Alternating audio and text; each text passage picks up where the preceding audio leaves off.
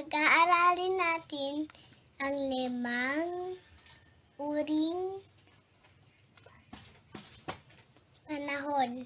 Meron tayong maaraw, maulan, makidlat, maulap, at mahangin. Kapag maaraw, masarap pong maligo sa beach. Masarap pong kumain ng ice cream kasi po mainit. Maaraw. Ganito po susuotin pag maaraw. Pag maulan, magdadala ng payong at kapote paglalabas ng bahay. Maulan. Ganito po susuotin po pag maulan. Mabagyo. Pag may bagyo, huwag lumabas. Mabagyo.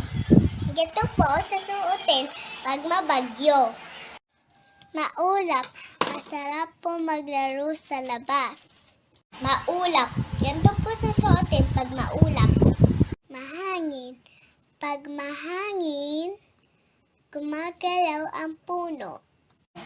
Mahangin. Ganito po susuotin